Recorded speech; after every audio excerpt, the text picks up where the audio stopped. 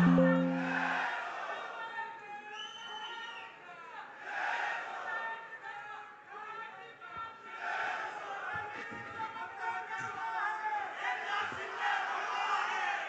60वा वर्धापन दिन हा हीरक महोत्सव असतो. हीरक महोत्सव असतो. म्हणून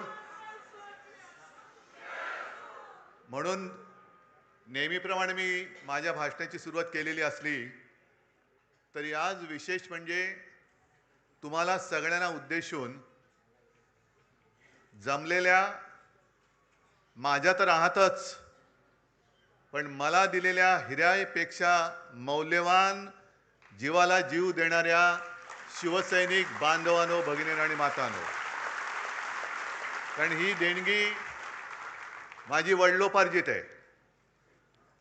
त्याच्यामुळे कोणी मायकल लाल ही देणगी माझ्यापासून हिरावून घेऊ शकत नाही. आजचा वर्धापन दिन अनेकांना वाटलं असेल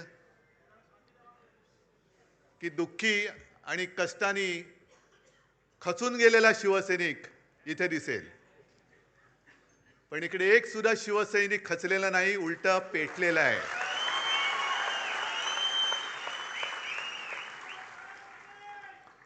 आणि त्या कांबळेला कसा तुडवला पुढचं तुम्हाला माहिती आहे.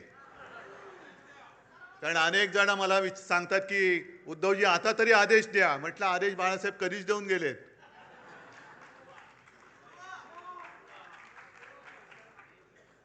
आज विशेषतः 4 खासदारांचा सत्कार तर केलाच, त्यांच्यासोबत आपले हक्काचे 20 आमदार आहेत.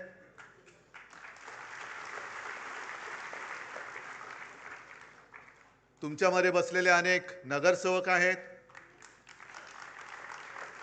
आणि या चॅनलच्या माध्यमातून देशाच्या कानाकोपऱ्यात शिवसेना आणि बाळासाहेब प्रेमी हा कार्यक्रम बघतायत. तुमचा सत्कार कसा करायचा? माझा जीव ओवाळून टाकला तरी हा सत्कार पूर्ण मी करू शकत नाही. कारण संकटामागून संकट आली, येतील, पुढे येतील, पण संकटाला पुरून उरणारा शिवसैनिक माझ्यासोबत आहे तोपर्यंत मी सुद्धा करणार नाही. ही 60 वर्ष ही काही साधी नव्हती. या 60 वर्षामध्ये ज्यांनी शिवसेनेसाठी खस्ता खाल्ल्या, आज सुद्धा माझ्यासमोर अनेक जण बसलेत, तुरुंगवास भोगलेत, रक्ताचं पाणी केलंय. त्यातले काही जण आपल्यात आहेत, काही जण आपल्यात नाही आहेत. त्या सगळ्यांना मी विनम्र अभिवादन करतोय. शिवसेना प्रमुखांसोबतची ती पहिली नेत्यांची फळी, ती त्यावेळेला जी सगळी होते, मनोहर जोशी, सुधीर जोशी, वामनराव, प्रमोद नवलकर, दत्ताजी नलवडे, किती नावं घ्यायची. या सगळ्यांनी जे जे काही त्यावेळेला कष्ट घेतले, ते कष्ट आज महाराष्ट्राच्या कानाकोपऱ्यात आपल्याला दिसत आहेत. संकट अनेक आली, हे काही संकट नाहीच आहे. मगाशी चंदन शिवे जे बोलले तेच माझं मत आहे की ज्या वेळेपासून आपण आपलं यश अपयश हे निवडणुकीच्या निकालाबरोबर तुलना करायला लागलो, तिकडे आपण फसलो. शिवसेना जे उत्तर शिवसेना प्रमुखांनी माझ्या समोर, तेव्हाचे जे होम मिनिस्टर होते, मला वाटतं इंद्रजित गुप्ता, आपली सत्ता होती, आपलं सरकार होतं, आणि एक घटना अशी घडली होती की जणू काय आता हे सरकार बरखास्त करणार. आणि ते गृहमंत्री आले होते, शिवसेना प्रमुखांना त्यांनी भेटायची इच्छा व्यक्त केली. शिवसेना प्रमुख गेले, मी सोबत होतो, आणखी नेते तेव्हा सोबत होते. आणि इंद्रजित गुप्ता म्हणजे किती जणांनी त्यांचा फोटो पाहिला असेल मला माहिती नाही, पण त्यांचा चेहराच असा होता की जणू काही बुलडॉग समोर बसलाय. आणि त्यांनी सुरुवात अशी केली आणि सगळं बोलल्यानंतर बाळासाहेबांनी त्यांना सांगितले, तुम्ही काय कराल? माझं सरकार बरखास्त कराल ना? एक लक्षात घ्या, आम्ही सत्तेसाठी जन्माला आलेलो नाही, सत्ता आमच्यासाठी जन्माला आलेली आहे.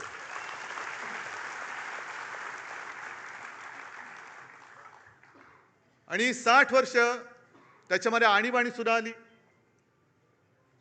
आणीबाणीचा काळ आणखीन भयानक होता. आणि तेव्हा तर ह्या सगळ्या गोष्टी, या सगळ्या आठवणी स्वतः शिवसेना प्रमुखांनी सांगितलेल्या आहेत की त्याही वेळेला रजनी पटेल म्हणजे आज जे आहेत त्यांच्याच राज्याचा हा शिवसेनेच्या मुळावर उठला होता. आणि त्यांनी शिवसेना प्रमुखाने एक पत्र लिहून दिलं होतं आणि सांगितलं होतं की याच्यावर सही करा, सही नाही केली तर तुम्ही आतमध्ये जाल. आणि ते पत्र असं होतं की जणू काही शिवसेना ही काँग्रेसमध्ये विलीन करा. जे आज बोंबलत बसलेत ना, आम्हाला वाटलं शिवसेना काँग्रेसमध्ये विलीन करणार. अरे 30 वर्ष भाजपसोबत राहून भाजपात नाही विलीन झालो तर काँग्रेसमध्ये कोण विलीन होणार?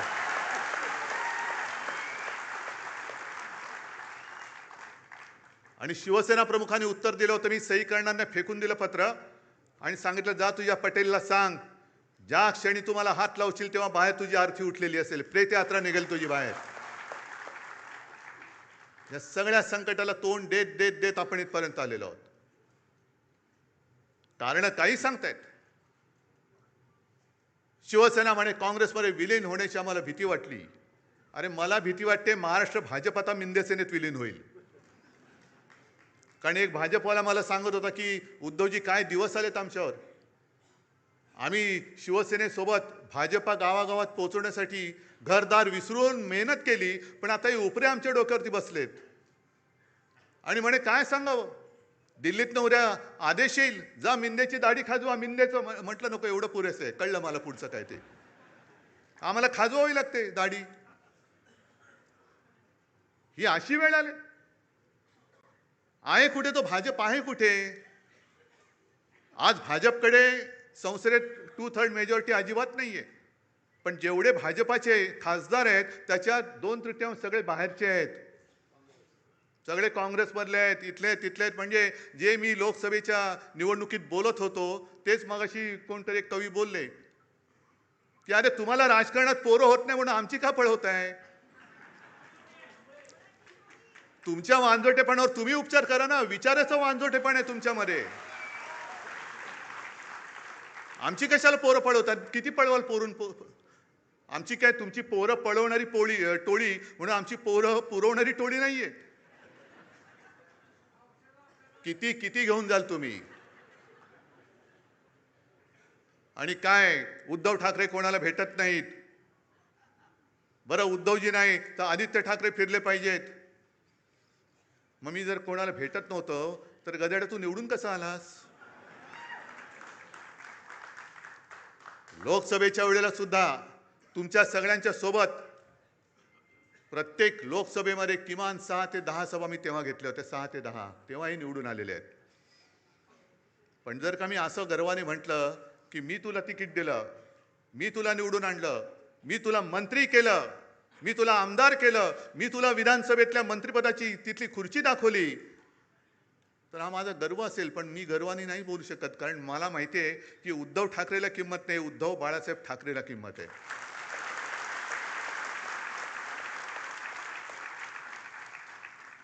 आणि याचं भान मला आहे. आपण ज्या वेळेला सगळ्या महिलांना माहिती आहे, आता शहरामध्ये तर काही जंगलतोड बेसुमार चाललेली आहे. शहरामध्ये वडापाव माहिती आहे, पण वडापाव म्हणजे वटसावित्रीचा वड गेला, त्याच्यावरती फेऱ्या मारणं गेलं. पण वड मोठा असतो, त्याचे पारंबे असतात. एखादा लांबून नमस्कार करतो, त्या पारंबीला वाटतं मलाच केला, तुला नाही केला, तुझ्या मागच्या खोडाला केलेला आहे, हे लक्षात ठेव. वड त्याला म्हणतात.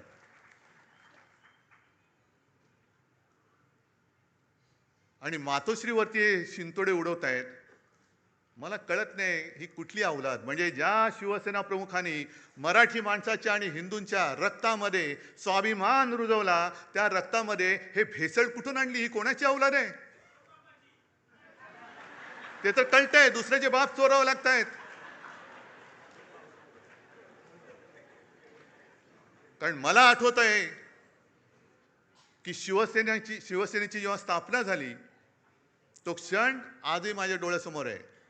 आणि त्या क्षणाचे आता साक्षीदार 2-3 कदाचित मी, चंदू मामा असे 2-3 राहिलो असू. मी अनेकदा सांगितलेलं आहे की तुमच्या सगळ्यांपेक्षा सगळ्यात ज्येष्ठ शिवसैनिक मी आहे. कारण शिवसेनेच्या स्थापनेचा नारळ हा माझ्यासमोर फुटलेला आहे आणि त्यातनं उडालेले तुषारे माझ्या अंगावरती उडालेले आहेत. नाही, तुम्ही त्या क्षणाला तिकडे हजर नव्हतात. खर्सीकर बोलतात मी होतो म्हणून. मी तेव्हा तिकडे हजर होतो आणि ते तुषार माझ्या अंगावरती उडाले. मी मागेही बोललोय की मला कल्पना नव्हती की ते उडालेले तुषार मला एवढं भिजवून टाकतील. की पूर्ण शिवसेनेची जबाबदारी माझ्या खांद्यावर येईल. तिथपासून मी शिवसेनेची वाटचाल बघतोय.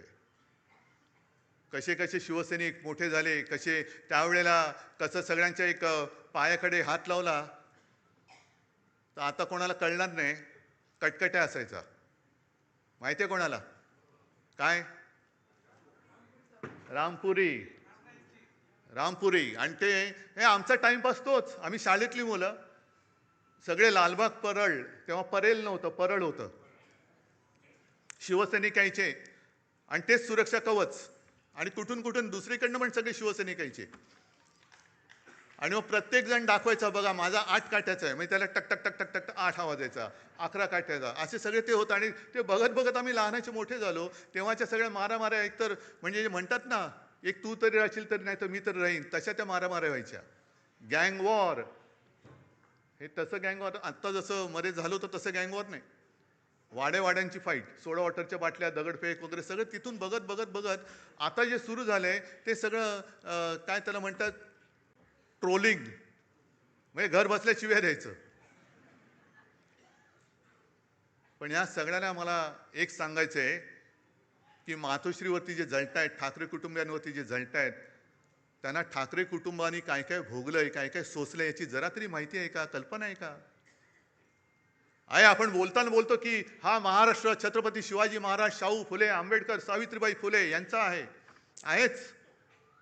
पण शिवाजी महाराजांच्या वेळेला सुद्धा गद्दार होतेच.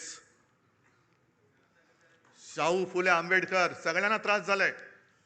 महात्मा ज्योतिबा फुले आणि सावित्रीबाई यांच्यावर सुद्धा धोंडमार आणि शेणमार झालेली आहे. आज आपण त्यांना दैवत मानतो, पण प्रत्यक्ष होते त्यावेळेला त्यांच्यावरती शेणमार झालेली आहे. शाहू महाराजांना सुद्धा त्याचा सामना करावा लागलेला आहे. त्यांची सुद्धा बदनामी झालेली आहे. कशाला माझ्या आजोबांना प्रबोधनकार ठाकरे जे सांगतात ना, प्रबोधनकारांचा वारसा घेऊन पुढे जा, पण प्रबोधनकारांना सुद्धा काय काय भोगावं लागलंय. का?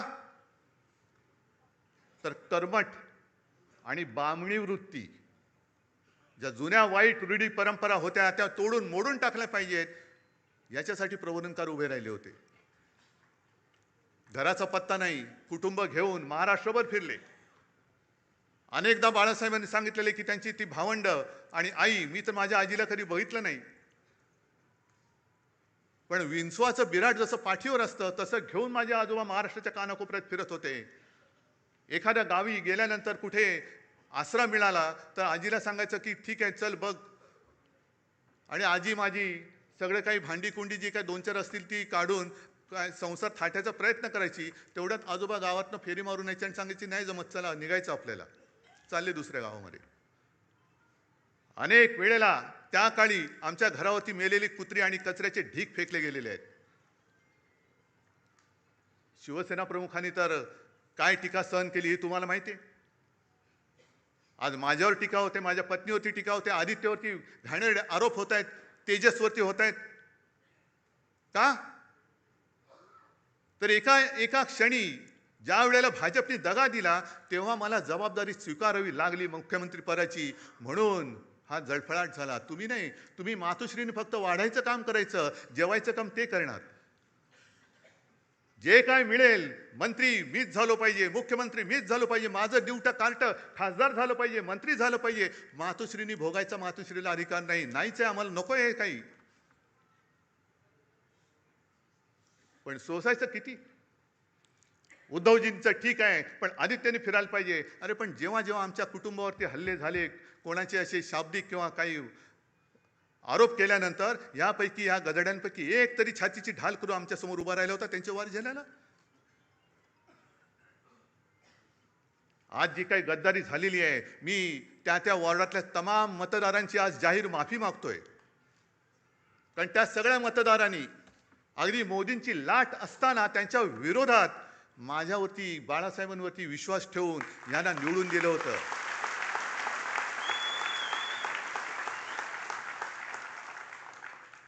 जे आम्हाला डिवचलं जात होतं की तुमची मोदींच्या चेहऱ्यावरती खासदार निवडून आलेत, मोदींचा चेहरा न वापरता आपल्या शिवसेनेचे 9 खासदार डौलाने निवडून आले होते. काही थोडक्यात गेले. एक तर इथली तर सीट चोरलीच. कुठे होते मोदी? आणि त्याच्यानंतर म्हणजे तेव्हा भाजपचे 20 पेक्षा जास्त खासदार ते पण 9 झाले. आणि आज परत फोडाफोडी कशासाठी फोडताय? काय मिळवायचंय काय तुम्हाला? म्हणजे सत्ता पिपासू किती व्हायचं? सरदार वल्लभभाई पटेलांनी मराठवाड्यामध्ये पोलीस कारवाई केली, ती का केली होती? रजाकारांना घालवण्यासाठी आणि तो प्रांत आपल्या देशात आणण्यासाठी म्हणून पोलीस कारवाई केली होती. आणि यांनी काय केलं? 2-2.5 लाख सीमा सुरक्षा दल घुसवलं. कुठे घुसवलं? बंगालमध्ये एका महिलेला हरवण्यासाठी निवडणूक आणि स्वतःचा पक्ष जिंकण्यासाठी देशाचं सुरक्षा दल तुम्ही वापरता. कोणालाच काय वाटत नाही. ममता बघा कशा लढतायत. काय होतंय? हारल्यानंतर किती देशामध्ये प्रतिक्रिया उमटली. 2.25-2.5 लाख फौज जर तुम्ही निवडणूक जिंकण्यासाठी वापरत असाल, स्वतःच्या पक्षासाठी वापरत असाल, तर मणिपूरमध्ये का नाही घुसवत? अजून 12 वर्ष होऊन गेली. पाकव्याप्त काश्मीरमध्ये अजून का नाही घुसवली? चला उद्या घुसवा. शिवसेना तुम्हाला जाहीर पाठिंबा देते. देशाचा हिताचा निर्णय घ्या ना तुम्ही.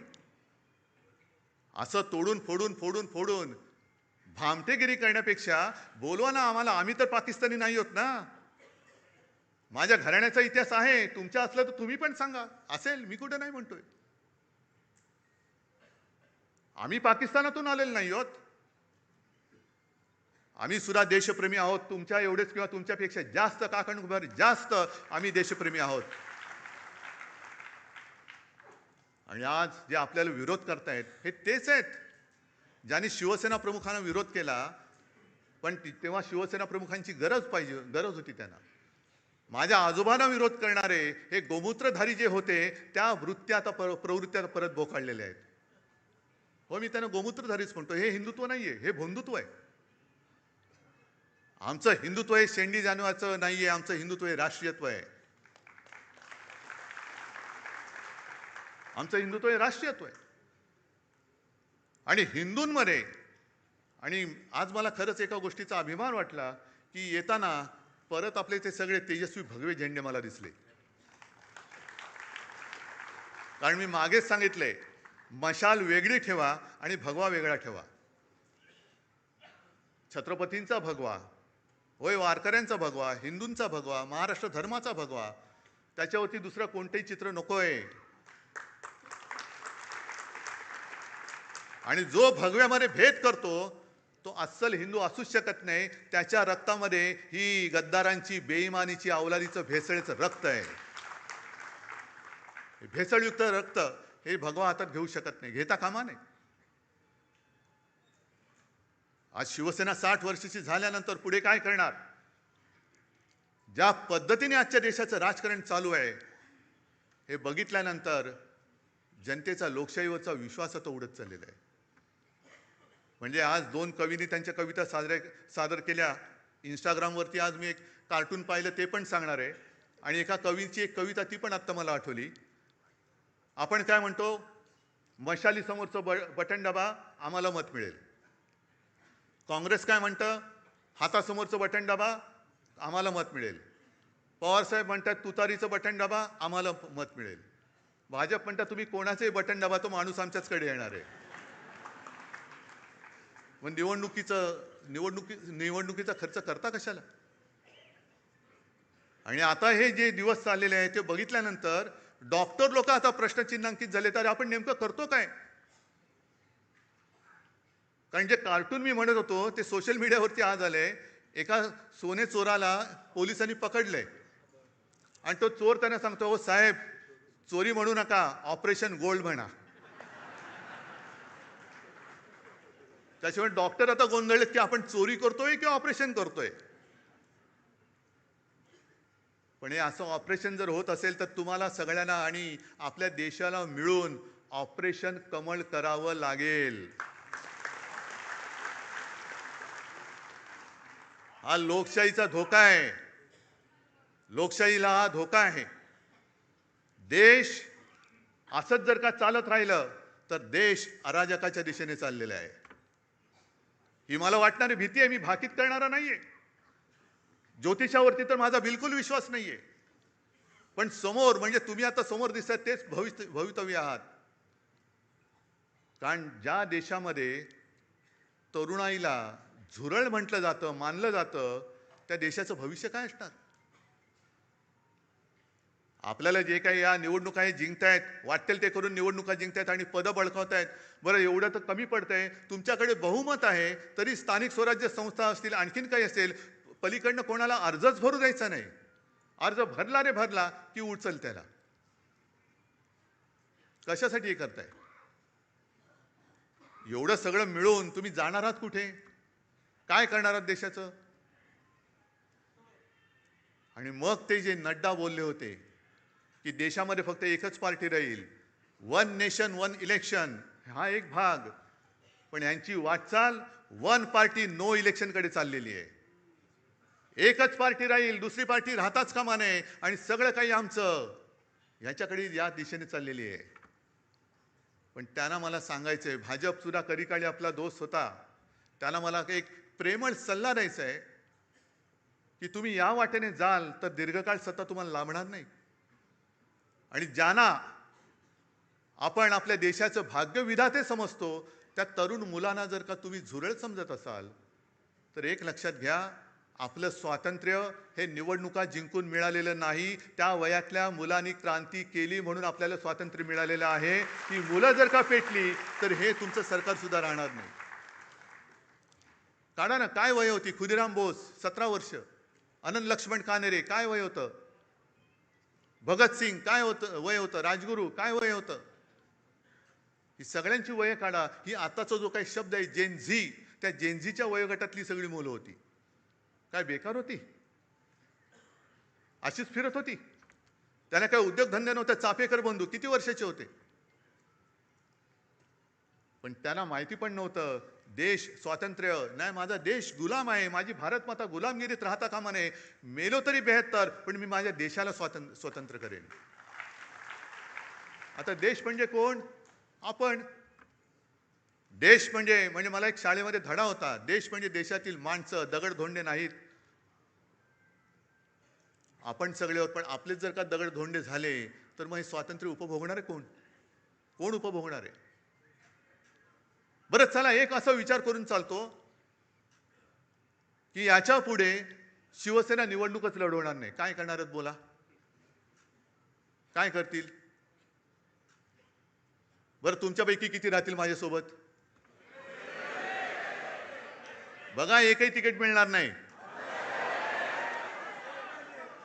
मग काय करतील हे?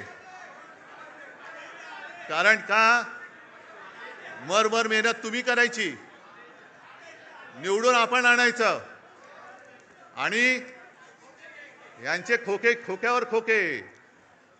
म्हणजे शेतकरी रडतोय, त्याच्या मालाला हमी भाव नाही, पण आमदार खासदाराचा हमी भाव ठरलेला आहे.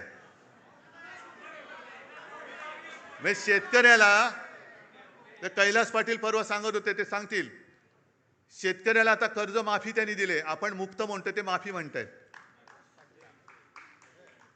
कर्जमाफीमध्ये त्यांनी अशा अटीतटी शर्ती टाकलेल्या आहेत की शेतकरी म्हणाल मेलो तरी चालेल पण तुझं कर्ज नको, म्हणजे भीक नको पण कुत्रावर. म्हणजे शेतकऱ्याला तुम्हाला धड कर्जमुक्त करायचं नाहीये, शेतकऱ्याच्या मालाला किंमत द्यायची नाहीये, पण नुसते आमदार खासदार आणि नगरसेवक आणि हे विकत घ्यायचे. वा, एवढा पैसा आहे तुमच्याकडे? निवडणुकीच्या आधी लाडकी बहीण आणि आता 80 लाख महिलांचं ते त्यांची ओवाळणी काढून घेतलेली आहे. काय टर्रेबाजी करत होते, दाढी खाजवत फिरत होते. काय मिळाले की नाही, मिळाले की नाही? पण मला एका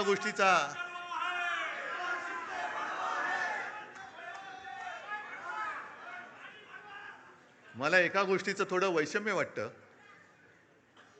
की अरे, मेहनत तुम्ही केले ना, मत तुम्ही दिले ना, मग जाब विचारण्याचा अधिकार तुम्ही का सोडताय? का नाही जाब विचारत? हिम्मत होते कशी? होते कशी? आदेश काय देऊ? निवडून आणा म्हणून तुम्हाला मी आदेश दिला होता, तुम्ही निवडून दिलं, मग मेहनत तुम्ही घेतलेली आहे. मेहनत केल्यानंतर जाब विचारण्याचा अधिकार तुमचा आहे, तुम्ही तो बजावत नाही आहात. विचारा जाब त्यांना. आणि मी स्वतः बघितलेलं आहे. हे आता जे गेलेत त्याला कैलास साक्षीदार आहे. माझं भाषण झाल्यानंतर तुडुंब सभा होती. माझं भाषण झालेलं एक शेतकरी आला, मळके कपडे, शेतकऱ्याचे कपडे तसेच असतात, आणि एक बटवा घेऊन आला. मला म्हणाला की उद्धवजी, तुमच्या हस्ते ही मला मदत आपल्या उमेदवाराला द्यायची आहे. किती असेल हो त्याच्यामध्ये पैसे? हां, काय शेतकऱ्याची कमाई किती असेल? किती पैसे असतील त्याच्यामध्ये? मी नाही बघितले. पण एवढूसा बटवा होता, पण तो प्रेमाने द्यायला आला होता, आणि त्या प्रेमाच्या एका रुपयाने ती निवडणूक आपण जिंकलो होतो. समोरून पैशाचा महापूर होता, धबधबे कोसळत होते. 50 कोटी काय, 100 कोटी काय? का? तर शिवसेनेला हरवायचं. त्याच्यासाठी हा हरामाचा पैसा हे आपल्या समोर ओतत असताना शेतकऱ्यांसारखी साधी गरीब माणसं त्याच्या कष्टाचा पैसा देऊन आपले खासदार त्यांनी जिंकून आणले होते. कुठे फेडाली पाप? कुठे फेडाल? आणि तेच उमेदवार बोलले होते की खंडोजी खोपडे नाव घेतलं तर तुम्ही काय म्हणता? सूर्याजी पिसाळ नाव म्हटल्यानंतर तुम्ही काय म्हणता? मग 400 वर्ष झाली तरी त्यांच्या कपाळावरचा गद्दारीचा शिक्का पुसला नाही. यांना किती वर्ष लागतील यांच्या कपाळावरचा शिक्का पुसायला? हे ज्यांनी विचारलं त्यालाच विचारा आता, तू काय म्हणतोय?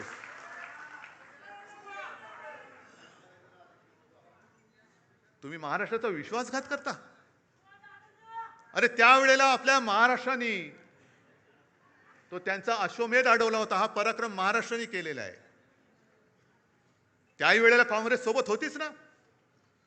काँग्रेसच्या नेत्यांच्या सभा तुम्हाला हव्या होत्याच ना. आज एकदम तुम्हाला वाटायला लागलं की शिवसेना काँग्रेसमध्ये विलीन होईल. शिवसेना विलीन होण्यासाठी आलेली नाहीये, तर शिवसेना ही मराठी माणसाच्या आणि हिंदुत्वाच्या रक्षणासाठी आणि न्याय हक्काच्या लढ्यासाठी जन्माला आलेली आहे. आणि मग काँग्रेसचा विषय काढलाच आहात तर तेही तुम्हाला सांगतो, काँग्रेसने सुद्धा आपल्याला छळलंच नाही, म्हणतच नाही मी. आपला अर्ध्याहून अधिक आयुष्य हे काँग्रेस बरोबरच्या दुश्मनीमध्ये, राजकीय वैरामध्ये गेलेलं आहे. अगदी टोकाचं वैर, अगदी काय तिखट टीका आपण केलेली आहे. आणि टीका कोणासाठी केली? भाजप सोबत होता आपल्या म्हणून, भाजपसाठी म्हणून. काही वेळेला त्यांचे वार शिवसेना प्रमुखांनी त्यांच्या अंगावरती घेतलेले आहेत. बाबरी पाडल्यानंतर हे सगळे भाजपवाले पळून गेले होते पाय लावून पार्श्व बघायला, तेव्हा शिवसेना प्रमुख फक्त उभे राहिले होते. कोणासाठी उभे राहिले होते? कोणावरचं संकट त्यांनी आपल्यावर घेतलं होतं?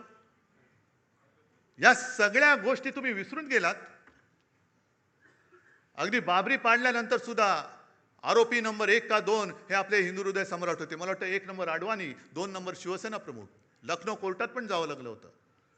सीबीआयची चौकशी झाली, पण बाळासाहेबांनी त्यांनी सीबीआयने तिकडे नाही बोलवलं. सीबीआयचे अधिकारी व्यवस्थित येऊन आदबीने शिवसेना प्रमुखांना विचारून गेले होते. काँग्रेसने सुद्धा आपली माणसं फोडली. काही माणसं आपण काढून टाकली होती, ती त्यांनी घेतली. पण कधीही काँग्रेसने त्याच्यापैकी कोणालाही मुख्यमंत्री केला नव्हता. मुख्यमंत्री कुठे होता? कधी काँग्रेसने आपल्याला छळलं असं छळलेलं नव्हतं. कधीही काँग्रेसने मातोश्रीवरती डोळे असे हावरटासारखे उगारून बघितलेले नव्हते. पण आज भाजपा शिवसेना मुळासकट उखडून टाकायला निघालेला आहे. मातोश्रीला बदनाम करायला निघालेला आहे. हा फरक आहे. आणि ही संस्कृती, भले काँग्रेस कोण असेल ती असेल, पण तुमच्या हिंदुत्वापेक्षा काँग्रेस त्यांच्या शब्दाला जागलेली आहे. ज्या मातोश्रीने, ज्या बाळासाहेबांनी, कोण तुम्ही असाल, तडीपार होतात, कशासाठी तडीपार झाला माहिती नाही, आपला वाचव याला. तुम्ही काय केलंय, काही का असे नाही, असू दे त्याला, बसू दे त्याला. हे सगळं बाळासाहेबांनी सोसलं, भोगलं. त्याची फळं तुम्ही आम्हाला दाखवताय. राजकारण हे एवढं गढूळ कधीच झालेलं नव्हतं. खरं म्हणजे राजकारणामध्ये 2 माणसं इकडे तिकडे गेली, 4 माणसं, हे ठीक आहे, पण पक्ष तुम्ही संपवायला निघालेला आहात. ज्या पक्षाने तुमचं बोट धरलं नसतं, तर तुम्हाला कोणी ओळखलं नसतं, तुम्ही तिथेच त्याच वेळेला गाडले गेला असतात, त्यांना तुम्ही आज संपवायला निघालात. बरं, आज मी आणखीन मुद्दामून एक हे ऐकवतोय. हे आता जे त्यांचं चाललेलं आहे सगळं, की टू थर्ड, हे कायदेतज्ञ उल्हास बापट की 2/3 लोकांची संमती असावी लागते, या मुद्द्याचा आधार घेतला जातोय, पण तो अर्धवट आधार घेतला जातोय. आता 10व्या शेड्यूलमध्ये असं म्हटलेलं आहे की जर का एखाद्या सदस्याने आपणून पक्ष सोडला तर तो डिस्क्वालिफाय होतो या 10व्या शेड्यूल खाली. आणि मग 4थ्या पॅरेग्राफमध्ये लिहिलंय की यातनं कोण कोण वाचू शकतं, तर पक्षाने जर का विलिनीकरण केलं आणि त्याला 2/3 सदस्यांनी जर का संमती दिली तर ते वाचतात. म्हणजे निर्णय जो आहे मर्जरचा तो पक्षाने घ्यायचा. या 6 लोकांकडे तो मर्जरचा निर्णय नाहीये, हे त्या तिकिटावर निवडून आलेले, तो पक्ष नाहीये, पक्ष वेगळा आहे. त्यामुळे इथे निर्णय जो आहे तो उद्धव ठाकरेंनी घ्यायचा आहे आणि मग जर का 2/3 असतील तर ते वाचतील. तर आता याच्यावर सुप्रीम कोर्टाने आतापर्यंत 4 वर्ष हा खटला पडू नये, अजून सुप्रीम कोर्टाने याच्यावर निर्णय दिलेला नाही. मला तर काही वेळा असं वाटतं की इतक्या उदात्त हेतूने हा अँटी डिफेक्शन लॉ केला होता 85 साली, की ही जी संसदीय लोकशाही आहे त्याचा आत्माच मुळी पक्ष पद्धती आहे. तर ती निकोप ठेवायची असेल तर पक्षांतर बंदी कायदा पाहिजे म्हणून हा केला. त्याचं इतकं विकृतीकरण गेल्या काही दिवसांमध्ये केलंय 4 वर्षामध्ये आणि सुप्रीम कोर्ट गप्प बसलंय. तर मला तर काही वेळा असं वाटतं राज्यघटना शिकवणारा म्हणून की या विकृतीकरणाला सगळ्यात जास्त कोणी जबाबदार असेल तर सुप्रीम कोर्टच जबाबदार आहे.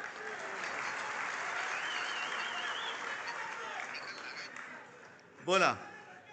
आता उद्या आमच्या आणि बापट साहेबांच्या डोक्यावरती हातोडा पडेल, सुमोटो. कारण झालंय काय, की एका बाजूने सुप्रीम कोर्ट आणि आमचे कायदा मंत्री बॅडमिंटन खेळतायत आणि मध्ये आमचं शटलकॉक झालंय. संविधानाचं पण शटलकॉक झाले, हा त्याच्याकडे, तो त्याच्याकडे, तो त्याच्याकडे. अरे देशाची बरबादी होते आणि तुम्ही तिकडे मजा मारत बसलात.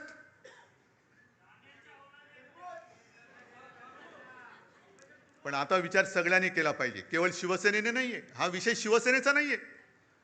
का शिवसेना पाहिजे, एक तर शिवसेना हवी आहे की नको आहे, हा विचार सगळ्यांनी करा. महाराष्ट्राने केला पाहिजे. आज सुद्धा मी जेव्हा जातो, म्हणजे अगदी ठीक आहे, मी जिल्हा परिषद निवडणुकीला नाही फिरलो कोणी. याचं कारण मला स्थानिक नेते उभे राहिले पाहिजेत. त्यांच्या जीवावरती तुम्ही शिवसेनेची धुरा ही स्थानिक पातळीवर तरी सोपवणार आहात की नाही? का प्रत्येक वेळेला आपले पंतप्रधान येतात, अगदी दूध संघाच्या निवडणुकीला सुद्धा भाई और बहनो, मग माझे स्थानिक लोक आहेत कुठे? बरं, तुम्ही खासदार आहात, तुम्ही आमदार आहात, अरे करा ना निवडणूक, लढवा.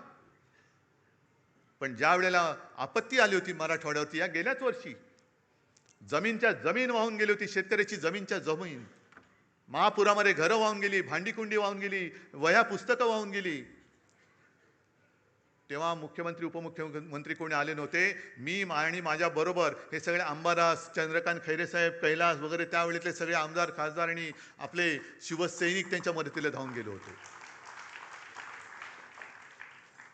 मी मुख्यमंत्री होतो, हे सांगावं का लागतंय? कारण लोक विसरतात. कोणी न मागता कर्जमुक्ती ती सुद्धा कोणत्याही प्रश्नाशिवाय मी केली होती. 10 रुपयामध्ये शिवभोजन दिलं होतं. आणि करोनामध्ये काय केलं होतं हे तुम्हाला माहिती आहे. आणखीन आमच्या घराण्याचा जो इतिहास आहे तो एक सांगायचा राहिला. कारण प्रबोधनकारांपर्यंत तुम्हाला सगळ्यांना माहिती आहे. प्रबोधनकारांचे वडील सीताराम ठाकरे कोणालाच माहिती नाही आहेत. माहिती असतील कसे? कारण जसा करोना आला होता तसं त्यावेळेला प्लेग आला होता. आणि तेव्हा आमचं घराणं हे पनवेलमध्ये राहायचं. आणि प्लेग म्हणजे काय, लागला की गेला, म्हणजे कोणाला गाठ आली का गेलाच. आणि त्याच वेळेला मग ते रँड वगैरे ते सगळं झालं, ते पुण्यामध्ये ते तिकडे. पण मृतदेह वाहून न्यायला कोणाची तयारी नव्हती, हिंमत होत नव्हती. तेव्हा प्रबोधनकारांचे वडील सीताराम ठाकरे आणि त्यांच्या सगळ्या मित्रमंडळींनी हे मृतदेह वाहण्याचं काम केलं आणि त्याच्यात ते घेऊन ते गेले. आहे कोणाचा असा घराण्याचा इतिहास? आमच्या अंगावर येते येता. आणि म्हणून मी आज शेवटी तुम्हाला विचारतोय, मी आजपर्यंत तुम्ही मला जपलत कारण शिवसेना प्रमुखांचा आदेश. जसं शिवसेना प्रमुखांनी सांगितलं की जसं तुम्ही मला जपलं, मी तुम्हाला जपलं, तसं उद्धवला सांभाळा, आदित्यला सांभाळा, तसं मी आज तुम्हाला सांगतोय. मी कसा आहे तुम्हाला माहिती आहे.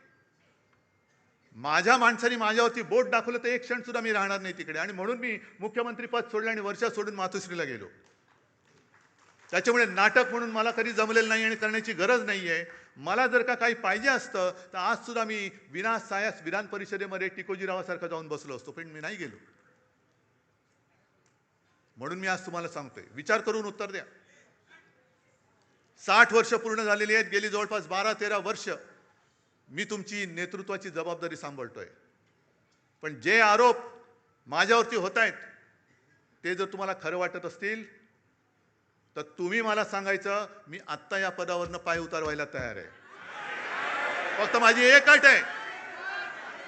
अट आहे की ही सोन्यासारखी शिवसेना चोराच्या दरोडेखोराच्या हातात जाऊ द्यायची नाही. तुमच्यापैकी एक शिवसैनिक येऊ द्या, तो शिवसेना पक्षप्रमुख बनेल, मला त्याचं सुद्धा कौतुक वाटेल. मला नेतृत्वाची सोच नाही, मला नेतृत्वाची हाव नाहीये. मी आत्ता हे पद सोडायला तयार आहे. पण कोणी लाचार, गद्दार, भेसळयुक्त रक्ताचा माणूस माझ्यावरती आरोप करत असेल तर त्याला उत्तर तुम्ही द्यायचं आहे. बाकी मी डगमगलेलो नाहीये, मी खचणारा नाहीये. अनेक संकट आली, अनेक वादळं आली, मी पळणारा नाहीये. मी पहाडासारखा उभा राहीन, जबाबदारी स्वीकारेन. पण तुमच्या मनात जोपर्यंत विश्वास आहे तोपर्यंतच हे मी करेन.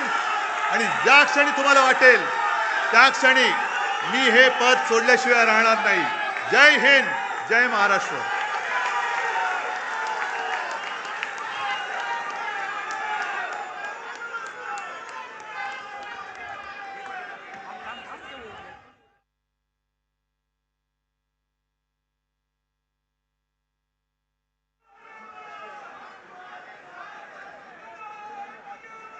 मी विनंती करतो, राष्ट्रगीतासाठी